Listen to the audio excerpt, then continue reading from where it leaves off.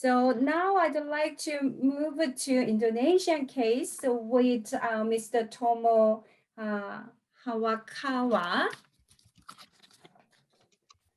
So Tomo is a seasoned development professional, having lived and worked in various corners of the world, from the Tibetan plateau, Indian drylands, Indonesian tropics to Japanese metropolises. He has extensive field experience working for international and local development NGOs across Asia and Africa, including Copernic, the Children's Investment Fund Foundation, and the World Bank.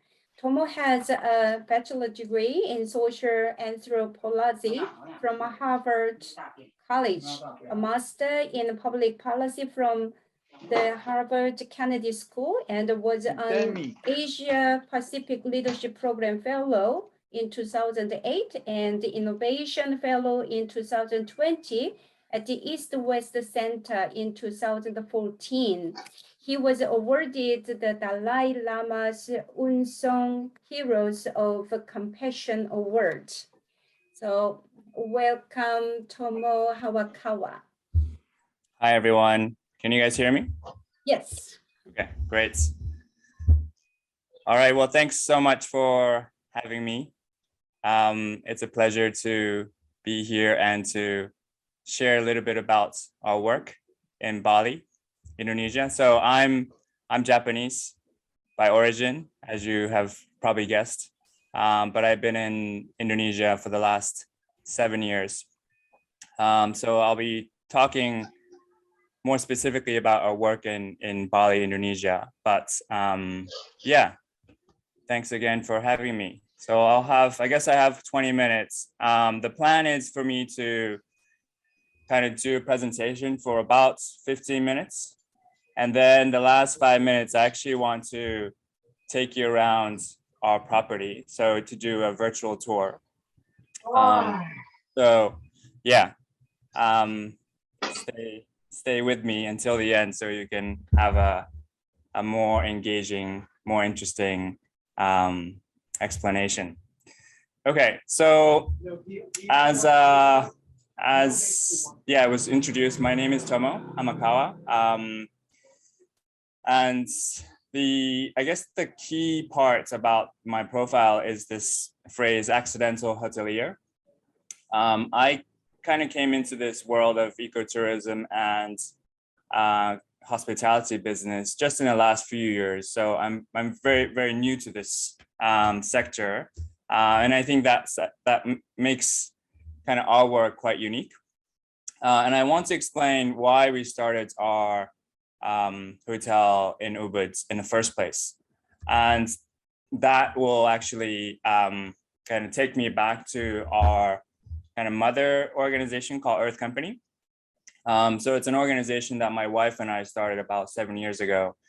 We do a number of different things, but mainly 3 things. It's called the Impact Heroes program. It's basically an accelerator program to support change makers. Our second program is called the Impact Academy program. It's an educational program. And then the third one is the eco hotel business. And I'll spend most of my time on the third one, but I want to spend a little bit on the first 2 to give you some background.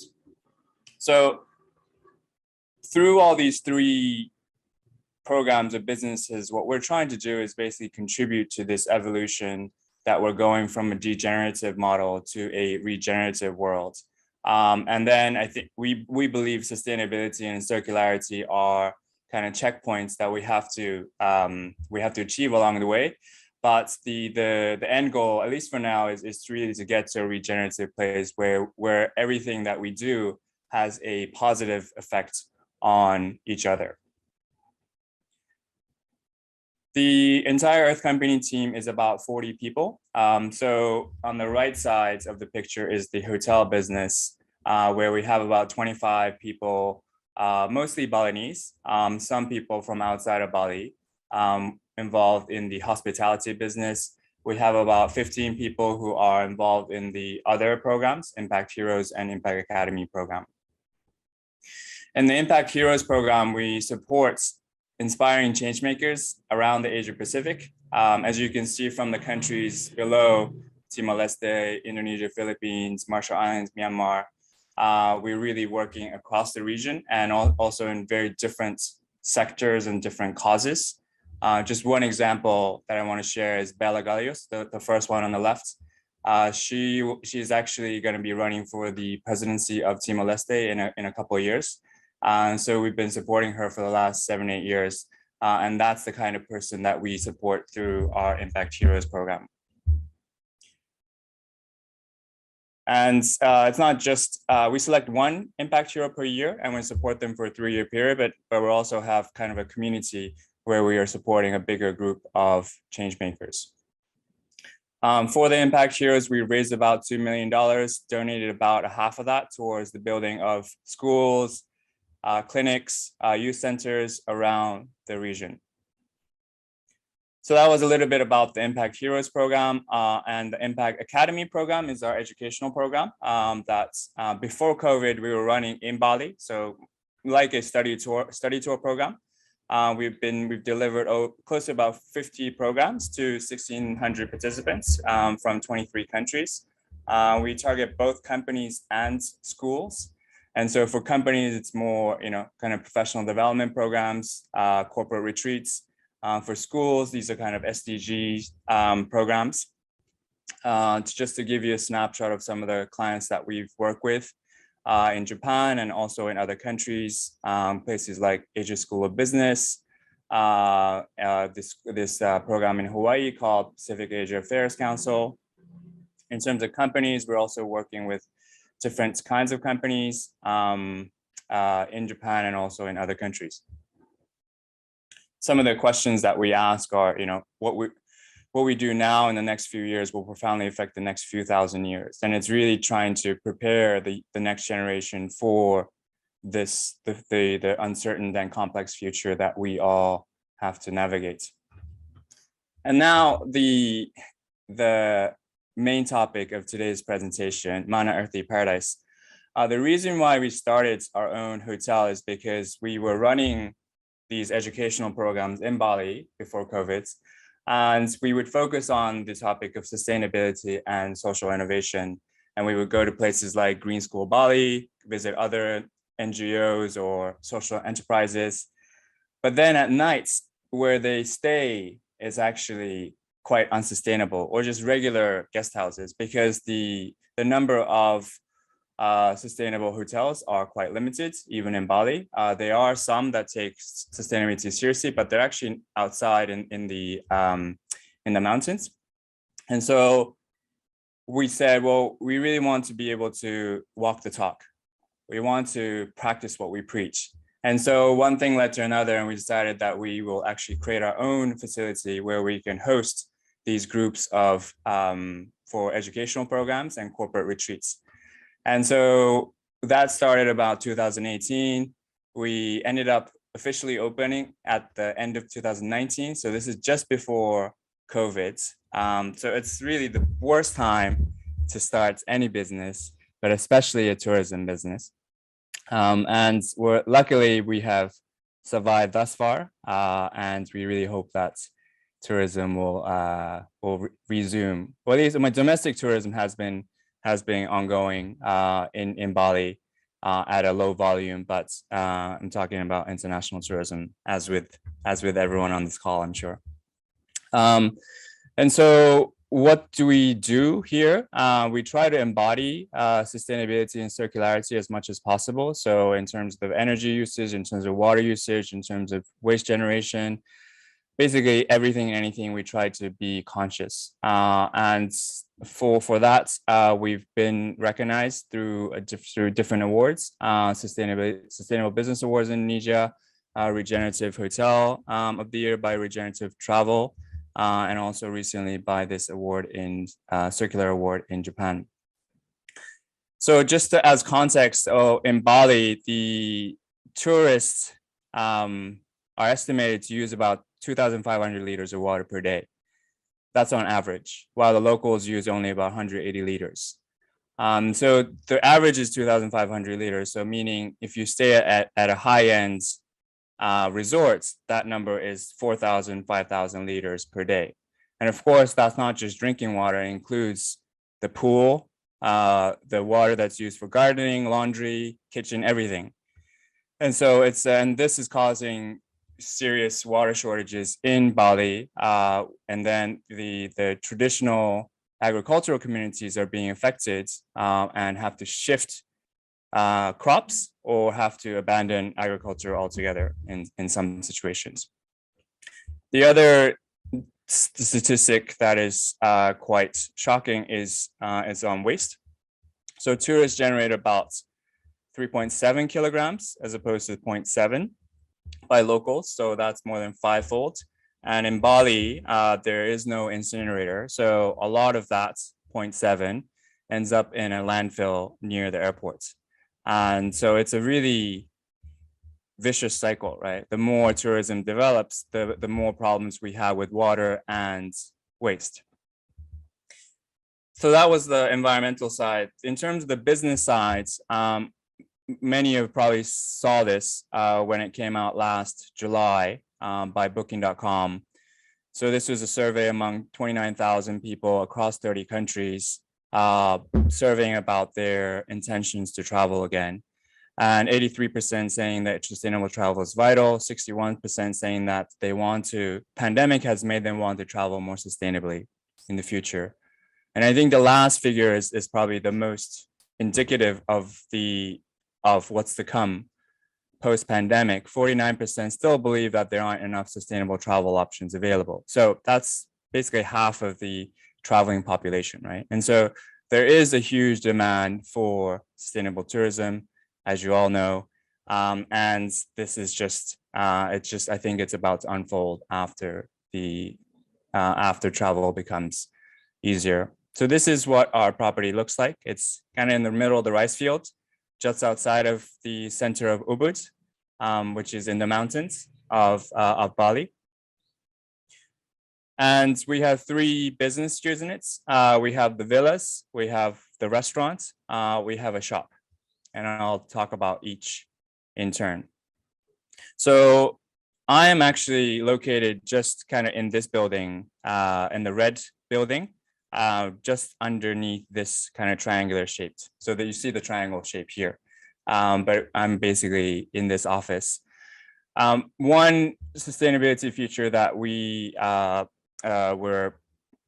proud of is the water usage. So as I showed you earlier, water usage by the tourism industry is extremely high. We try to be self-sufficient in terms of water. So we collect rainwater through the red roof, right? And so the villas actually have a thatched roof. In Indonesian, it's called alang-alang roof. But then we are using panel roof in order to collect rainwater, in order to more efficiently collect rainwater. And we have an underground rainwater tank where we store the water and also filter that water. And so any water that you get in the property is actually already drinkable, even the shower, even the tap. And so water like this is all from the rain. We use solar panels, so 100% of the lighting is powered by the sun. We're not off-grid. We still use regular electricity to be able to use things like the computer that I'm using. Also kitchen appliances also use electricity. So it's really a hybrid approach. We also have a wastewater garden to be able to filter as much of the water that we use as possible. This is what the inside looks like. We also rent our mattresses, and then after 7 years, these mattresses are recycled and upcycled. We use bamboo roof. We use this thing called earth bag buildings, which I won't go into too much detail.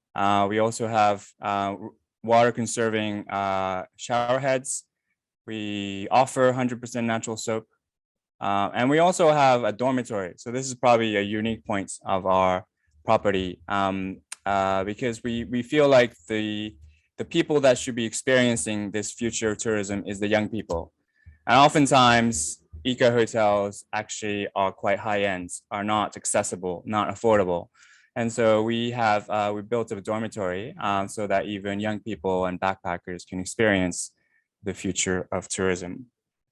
Restaurants, I won't go into too much detail because I do want to leave time for the virtual tour. So it's the one concept that we try to really promote is farm to table. So we're trying to produce as much of the vegetables and fruits and herbs as possible here on site, served in the restaurant, and then any food waste goes back as compost. It's a fusion Indo-Japanese restaurant. Even though it's organic, we also serve meat like chicken and fish. We also have a shop just below where I'm sitting, is a shop where we carefully vet the products that we sell. So we don't actually manufacture any of the products. It all comes from vendors around Indonesia. So key concept is local. So we don't import any products from outside of Indonesia. And we try to satisfy these 5 criteria. They're organic, eco, ethical, social, and local. Some of the products that we sell, we also promote the idea of zero waste. So we sell things in bulk. We sell a lot of products made by women, local NGOs, things like that. In terms of our environmental footprints, we also have been using this dashboard since the beginning, since mid last year. The numbers you can kind of ignore for now, but we're trying to basically monitor our energy consumption, our water consumption, as well as our waste generation, and so that we can really reduce over time. One initiative that we started last year is this thing called Asia's Next Gen Hotels. I'll send you the link later. But basically, we feel like there are dozens of places like ours where we take the environment seriously, where we take social impact seriously. And we feel like these properties should really be known, more well known to more travelers in the post-COVID era. So yeah, I'll send you a link later if you want to check it out. Last but not least, I'll send you my contact details if you guys are interested in talking about these things. But I'll stop here so I can go on the property. And okay. Can you guys hear me? Okay. Yeah, okay, cool. So this is our office. 2nd floor, and this is the shop that I was telling you about.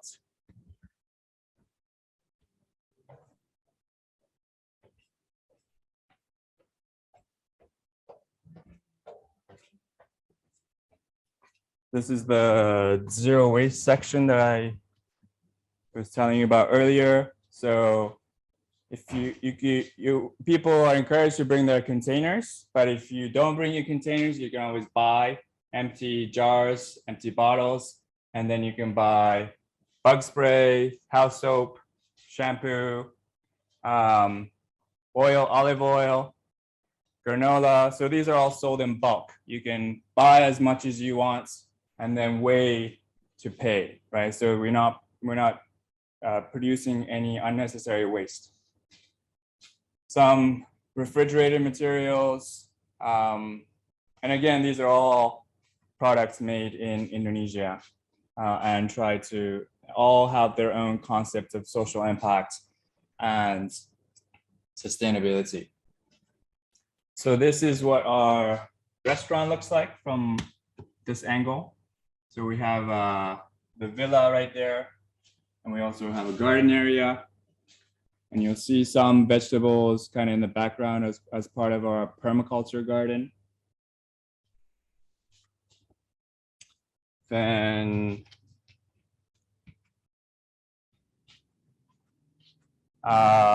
one of my favorite things is actually our bamboo toilet paper, kitchen paper. So this is called a tree-free tissue, all made of bamboo. And it's also quite affordable. I think, one big issue with kind of eco products is that there's a price premium, but we're trying to sell things as as low as possible so that they don't have to be inaccessible. So these are handicrafts bags made by women in Kalimantan, and they're in Borneo. And so we have photos of these women that actually make the bag. You know, this is actually, there's even a name. So this was made by a woman named Sunita in Kalimantan. Yeah, so that's a little bit of how this place looks. And this is the restaurant. And yeah, in terms of I'll just wrap up. In terms of tourism, our villas have been, quite low in occupancy for obvious reasons. But the restaurant is actually open to the public, and so we have been able to survive through the revenue of the restaurant and also the shop. But yeah, okay. Maybe I'll stop there. I'll invite any questions that you might have. But thank you very much for the opportunity. Thank you very much. It's awesome. I think the all participants just have a plan to visit your, Eco Lodge, at least the restaurant, to enjoy the eco and local dishes. Okay, before having the questions for you, I'd like to invite the Wita to show us the community-based ecotourism Indonesia, the video. So we will enjoy another Indonesian side. So Wita. Yes, Mihe, thank you so much for the opportunity. I hope my voice is clear because I'm outdoor now.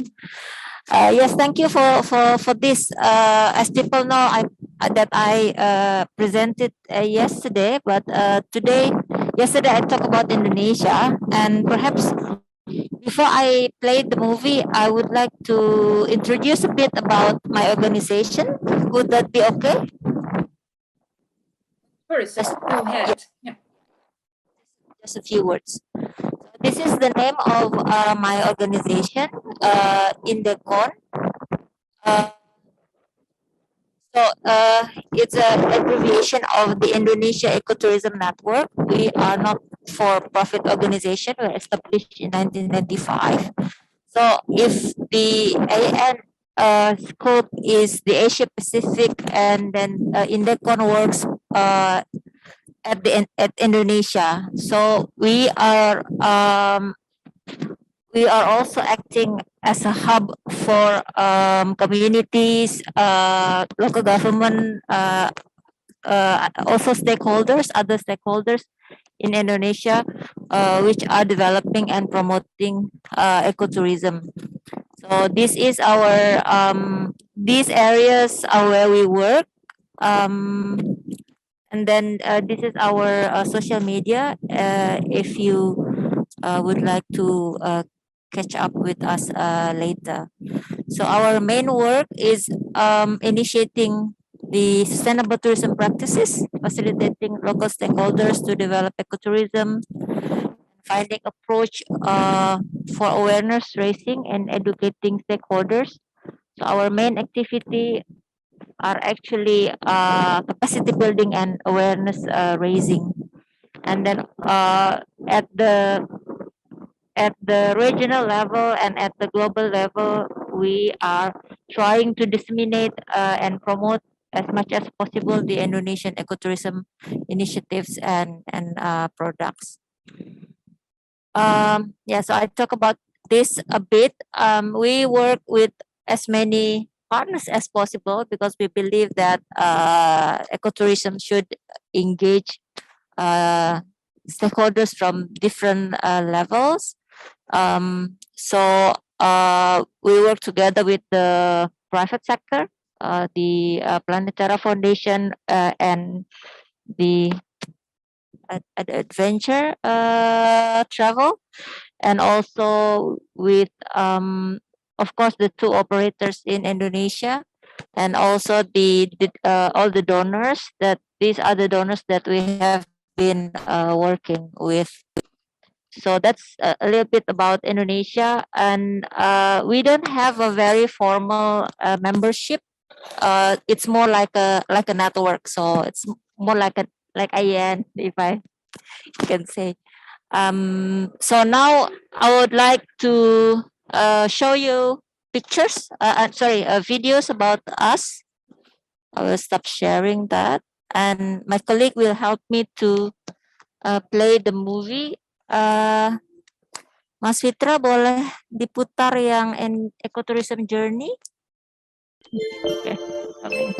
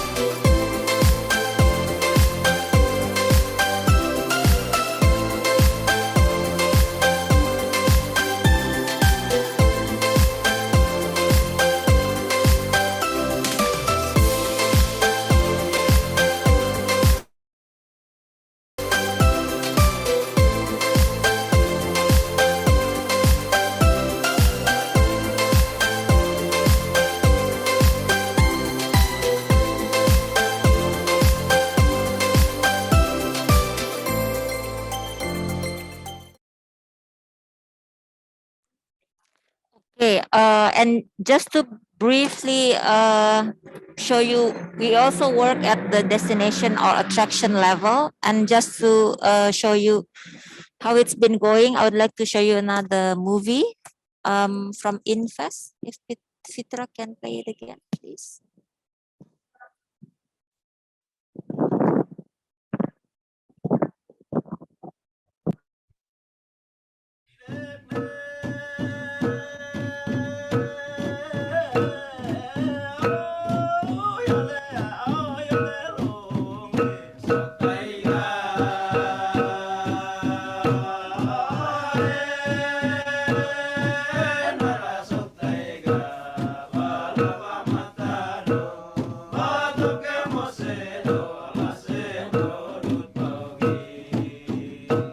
LSM yang bisa mendamping selama ini adalah yang sudah lama itu adalah Indekon. Ya.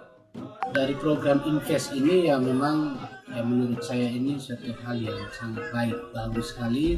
Pertama itu dia semacam survei gitu ya, menggali bahwa ini yang mesti dibenahi, ini yang sisi ini yang mesti dibenahi, ada diperbaiki gitulah ya. Kami pun mau karena yang dibenahi itu tidak mengurangi bobot atau keaslian budaya kami. Selama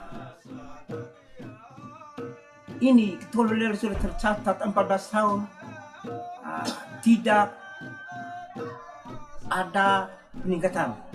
Setelah dengan kedatangan Bapak petugas Indekon, kami sangat merasa berbangga, kami sangat merasa bergembira karena petugas Indekon itu datang untuk menggali kembali adat istiadat budaya yang ada kami di sini. Kami diikutsertakan dalam pelatihan-pelatihan untuk mengembangkan pariwisata yang ada di Werbu. Kemudian kami mendapat sertifikasi. Kemudian ada banyak lagi latihan-latihan lain yang kami alami yang merupakan penambahan ilmu bagi kami.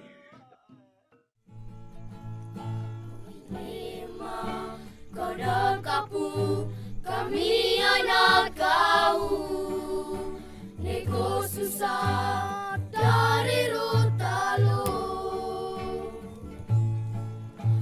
Ecotourism, kami mendapat sesuatu yang berharga, bahwa wisata itu akan menambah income kami. memang saya boleh mengatakan pariwisata ini adalah magnet. Ya, dia adalah magnet yang bisa mempengaruhi sektor pertanian, peternakan. Seperti kemarin yang kami sudah terjual itu paket perjalanan secangkir kopi.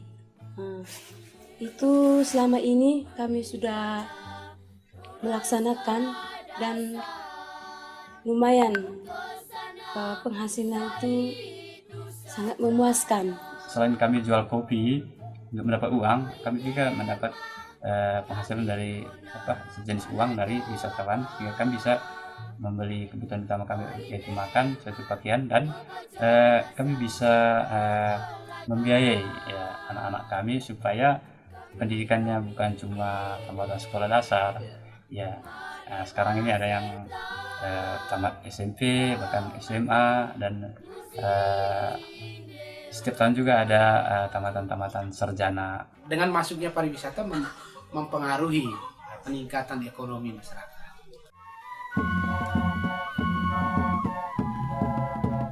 Dengan pariwisata, kami mengalami sesuatu yang paling berharga. Kami dipertemukan dengan begitu banyak orang dari semua bangsa yang ada di 5 benua yang ada di dunia ini. Ternyata begitu banyak orang yang mencintai kami, yang walaupun kami berada di dalam kawasan sepertinya tertutup, akhirnya kami merasa bahwa bukan hanya kami sajalah yang ada di muka bumi ini.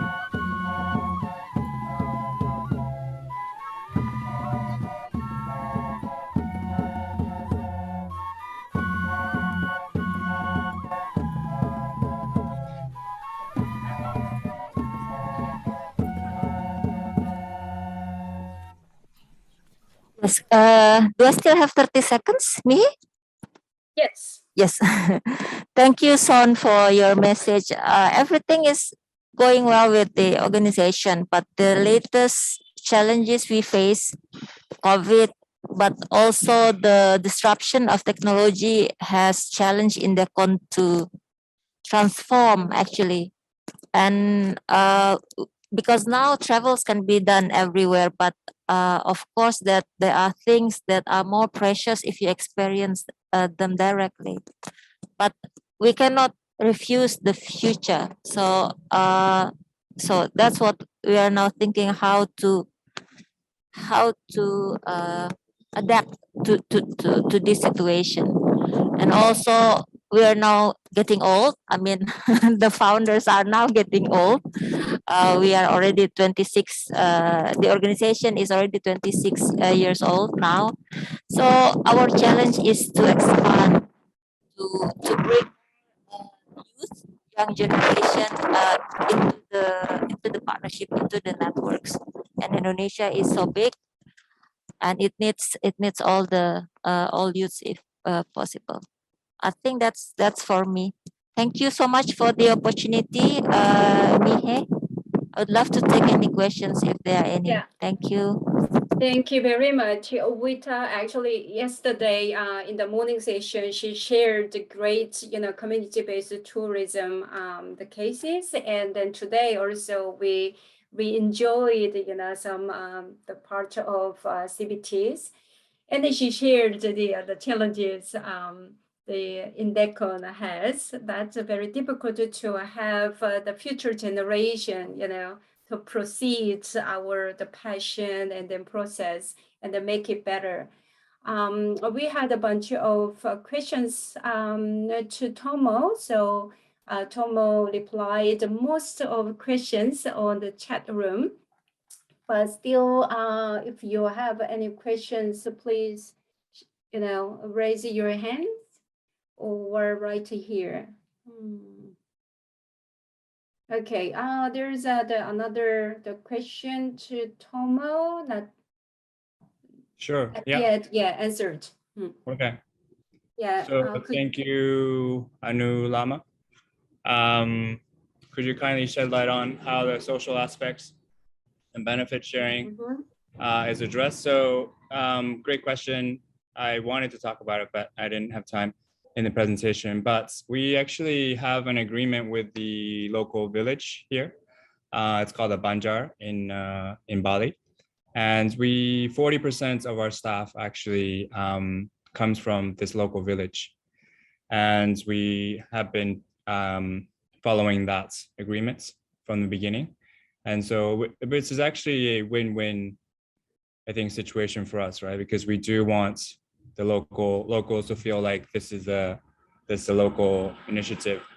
Yeah, and I think for a lot of the locals in this village, the concept of sustainability is completely new, right? And so for a lot of them, they applied to work for us because they're like, oh, there's a new business, new hotel here. Let me just apply. And so we actually hold a monthly session where we talk about why we exist in the first place.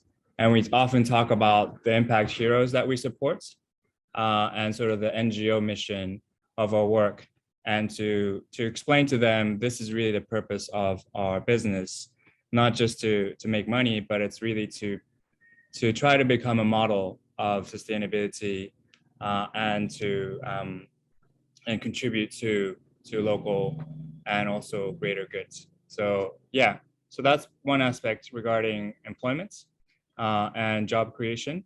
And in terms of women and youth, I think that's something that we address through the impact heroes that we support. So the original idea was that when this business becomes profitable, some of the profit will actually be donated towards the impact heroes that we support in different parts of Asia Pacific.